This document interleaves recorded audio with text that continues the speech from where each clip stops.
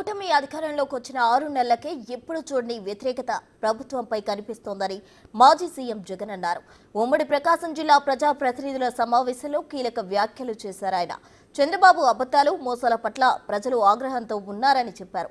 అందుకే diversion politics, గ్లోబల్స్ ప్రచారం చేస్తున్నారని మండిపడ్డారు. ప్రతి నెల ఒక్కో అంశాన్ని పట్టుకుని ప్రజలను తప్పుదోవ పట్టిస్తున్నారని తెలిపారు. రేషన్ బియ్యం వ్యవహారంపై వారి కథనాలు, మాటలు చూస్తుంటే ఆశ్చర్యం కలుగుతోందని చెప్పారు. చంద్రబాబు సంపద సృష్టి అంటే బాధుడే బాధుడని ఎద్దేవా చేశారు. డైవర్షన్ పాలిటిక్స్ ప్రతిరోజు ప్రతి నెల ఒక టాపిక్ తీసుకొస్తారు. ఏదో ఒక టాపిక్ తీసుకొచ్చి గ్లోబల్స్ ప్రచారంలో భాగంగా ప్రతి ఒక్కడు దాన్ని అందుకుంటారు. ఓసారి తిరుపతి లడ్డు అంటారు, ఇంకొకసారి జూన్లో ఋషికొండ భవనాలు అన్నారు, జూలైలో శ్వేతపత్రాలు మదనపల్లి ఫైల్స్ అన్నారు, ఆగస్టులో ముంబై నటి నా పేరేం పేరు కాదాంబరి అన్నాడు, సెప్టెంబర్లో ప్రకాశం బ్యారేజీని బోట్లతో ఢీకొట్టి గేట్లను పడగొట్టాలని చెప్పి మనం ప్లాన్ చేసినామని అంటాడు.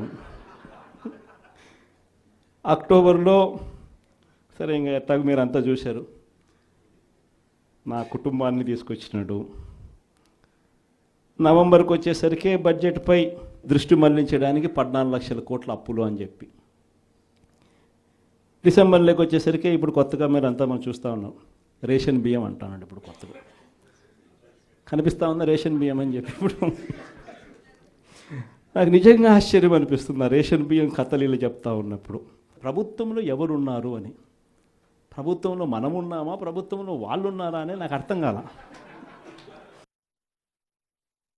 గ్రామ స్థాయిలో కూడా మన పార్టీ బలంగా ఉంది, కానీ బలంగా ఉన్న ఈ పార్టీని ఆర్గనైజ్ స్ట్రక్చర్లోకి తీసుకొని రావాలి. ఆర్గనైజ్ స్ట్రక్చర్లోకి తీసుకొచ్చే కార్యక్రమంలో భాగంగా పార్టీలో క్రియాశీలక మార్పులకు ఇప్పటికే నాంది పలికినాం.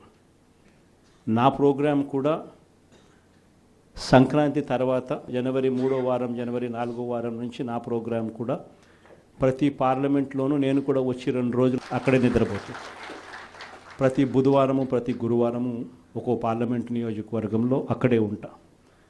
బుధవారం 3 నియోజకవర్గాలు, గురువారం మరో 4 నియోజకవర్గాలు, మొత్తంగా ఆ 2 రోజులు అక్కడే ఉంటూ శుక్రవారం కూడా అవసరాన్ని బట్టి